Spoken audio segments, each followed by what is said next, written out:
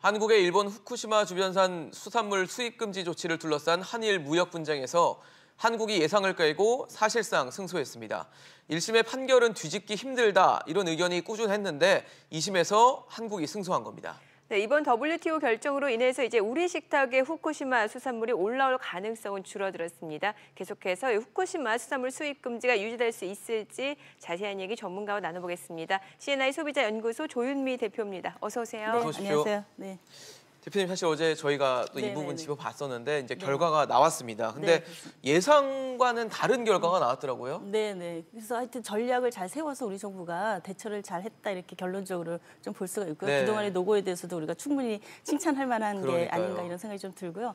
사실은 이런 무역 분쟁들이 앞으로 더 많이 늘어날 수가 있기 때문에 네. 이에 대해서 효과적으로 대응하는 우리 체제도 좀 이번 기회에 정비를 해보는 것도 필요할 것 같은 생각이 좀 듭니다. 네. 네. 사실 1심 판결 뒤집기 힘들다라는 네네. 얘기가 있었는데 네네. 1심이 뒤집힌 게 이번이 처음인가요? 처음입니다. 이게 이제 위생 및 그 식물 위생에 관한 협정입니다. SPS 협정이라고 하는 건데요. 네. 이 분야에서 1심 판결이 2심에서 뒤집힌 경우는 이번이 첫 사례라고 합니다. 그러니까 굉장히 예외적인 그런 사항이었다 이렇게 볼 수가 있는 그래서 거죠. 1심에서 패소해서 이번에도 질 거란 얘기가 많았던 대부분 거군요. 이제 그렇게 예상을 많이 했고요. 근데 사실 1심 판결에 대해서 우리 정부가 주장한 것을 1심 그 판결위원회가 충분하게 경청하고 인정하지 않은 부분들이 많이 있었어요. 그래서 좀 아쉽다는 것들이 있었는데 이번에는 그런 부분이 많이 이제 인용이 됐다 이렇게 볼 수가 있습니다. 네. 네. 그럼 우리 정부가 WTO에서 승소하기까지 그 과정을 좀 짚어볼까요? 네네. 그 후쿠시마 원전 사태가 2011년 3월에 발생하게 되는데요. 네. 그리고 나서 이제 즉각적으로 전 세계에서 한 50여 개 국가가 수입 금지 조치를 하게 되고 우리도 이제 그때 수입 금지 조치를 하는데 네. 그 다음에 2013년 9월에 추가적으로 우리가 특별 임시 조치를 다시 추가하게 돼요. 네. 그러면서 이제 이번에도 일본에서 이 특별 임시 조치가 너무 과하다는 주장을 계속적으로 한 건데요. 그리고 나서 이제 2015년에 5월 12일 날 일본이 WTO에 이것이 차별적인 그런 그 무역 분쟁 상황이고 자의적으로 한국 정부가 일본 정부에 대해서 자의적으로 적용한 것이다라고 하는 걸 주장하면서 다른 나라에 비해서 일본산 수산물이 더 위해하다라고 볼 수 없다. 과학적인 여러 가지 데이터상라고 주장을 하면서 이제 WTO에 제소하게 된 거고요. 네. 2018년 2월 2일 날 1심 판결이 아시다시피 이제 패소 판결이 난 거고 네. 저희가 이제 바로 상소를 상소를 제기했죠. 하게 돼서 이제 오늘 이제 최종적으로 승소 판결이 났고 이게 거의 최종심에 가깝기 때문에 뭐 사실상 승소라고 봐도 되겠네요. 네, 사실상 승소라고 볼 수 있습니다. 그러면 어떤 점을 좀 중요하게 봤다고 볼 수 있을까요? 그 1심에서는 전적으로 이제 일본의 주장을 주로 인용을 했는데 그 주장의 핵심은 뭐냐면 세슘이라고 하는 이제 수산물에서 나타나고 있는 방사능 물질이 어떤 지표처럼 돼 있는 게 있는데요. 네. 이 세슘이 일본은 현재 우리도 마찬가지고 100베크렐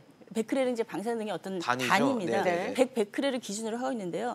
전 세계적으로 놓고 보면 한 1000베크렐 정도로 관리를 하고 있는 거예요. 그러니까 10배로 강화한 그런 기준을 적용하고 있고 그리고 실제로 일본에서 그 계속적으로 분석을 한 결과는 2013년 이후에는 거의 10베크렐 수준 이하로 지금 나오고 있거든요. 그러니까 이제 그 연구 그 분석 데이터만 가지고 일본이 자신을 한 거예요. 문제 없다. 문제 없다. 우리 뭐 이렇게 계속적으로 많은 검사를 하고 있는데 아무 문제 없는데 왜 우리 수산물을 이렇게 전적으로 계속 수입 금지하느냐라고 하는 걸 가지고 한 거고 그런데 이번에 2심에서는 뭐냐면 단순히 그것만 가지고 판단하기는 어렵다. 더 많은 자료들을 내놔야 되는데 그중에 대표적인 게 환경적으로 얼마나 안전한가라고 하는 것에 대한 추가적인 데이터를 일본이 제시하지 않았다 하는 부분이 이제 이번에 핵심적으로 나온 거고요. 환경적이라고 하면 어떤 환경적인 의미일까요? 것은 이제 원전 인근 지역의 뭐 토양이라든가 공기라든가 뭐 물이라든가 네. 뭐 여러 가지 환경적인 상황이 그 전 상태로 완전히 복구됐다고 보기가 어려운데 그에 대한 일체 데이터가 데이터들을 없다. 내놓지 않았다. 그래서 이런 지금 지적된 문제들에 대해서 일본 추후에 더 자체적인 데이터들을 보강해서 다시 한번 또 제기를 할 수도 있지 않을까 이런 생각이 좀 들기도 해요. 그럼 또 소가 다시 이어질 수도 있나요? 이어질 수도 있습니다. 네네. 왜냐하면 이번에 2심에서 결정적으로 얘기한 것은 그런 환경적인 데이터가 부족하다라는 부분 하나고요. 또 하나는 뭐냐면은 자연 방사능이 있습니다. 우리도 우리 생활 자연에서 주변에도 나오는? 자연적으로 네. 있는 자연 방사능이 있고 또 최대한 기술적으로 억제할 수 있는 방사능 노출을 최대한 줄였는가라고 하는 것도 또 하나의 기준인데 우리가 그렇게 그런 노력들을 했다. 그리고 우리의 자연방사능 수준이 어느 정도다 하는 이런 좀 폭넓은 환경적인 데이터를 일본이 전혀 제시하지 않은 거예요. 왜냐하면 일본산 수산물이 가지고 있는 이 세슘의 기준치가 워낙 낮게 지속적으로 안정적으로 관리돼 있기 때문에 그것만으로도 충분히 WTO에서 승소할 수 있을 거라고 자신한 거죠. 예, 근데 2심에서는 그거를 훨씬 더 폭넓게 적용했다 이렇게 볼 수가 있을 것 같습니다. 네. 그러면 단지 예. 이제 2심에서 하나 지적한 것은 네.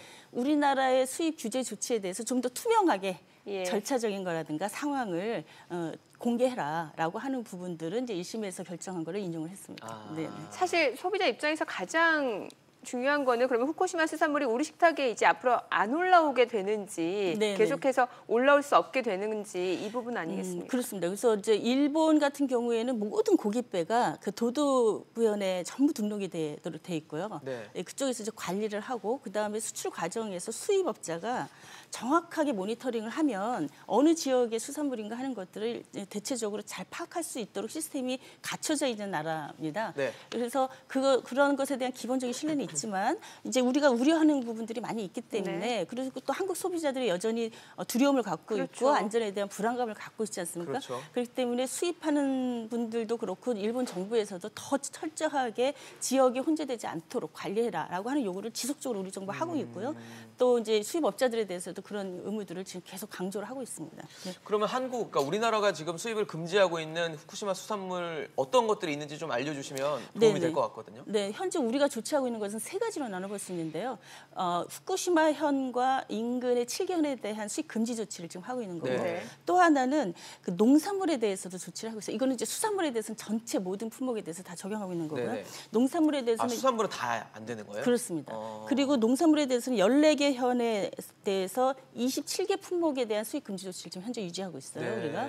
그리고 또 하나가 검사 강화를 하고 있습니다. 그래서 훨씬 더 일본에서 들어온 수산물이나 농산물에 대해서는 훨씬 더 많은 양을 분석하는 거죠. 네네. 그래서 강화하고 있고 또 하나는 증명서를 계속 요구하고 있습니다. 그래서 기준치 이하 뭐 얼마 안 되는 세슘이 나오더라도 일단 세슘이 검출됐다 하면은 추가적으로 좀 더 위해성이 높은 다른 핵종들이 있는지에 대한 것들을 조사해서 추가적으로 자료를 제출해라라고 하는 요구를 하고 있거든요. 네. 이게 이제 증명서 요구인데 일본에서도 이번에 이 증명서 요구 부분에 대해서는 너무 과하다 하는 주장을 계속적으로 했어요. 네네. 그래서 이 정도를 다 유지를 하고 있기 때문에 앞으로도 아마 지속적으로 이 규제 조치는 유지가 될 것 같고요. 이번에 이제 나오는 얘기 중에 하나가 왜 한국 정부만 상대로 일본이 제소를 했냐, 우리가 만만하게 보인 거 아니냐, 이제 이런 얘기들 하시는 분들이 네. 있는데. 현재 이제 초기에는 한 50여 개국이 이제 수입 금지 조치 했다가 거의 해제를 하고 뭐 미국이라든가 호주 이런 데는 다 해제를 했고요. 네. 현재 한 20여 개국이 수입 금지 조치를 유지하고 있는데 네.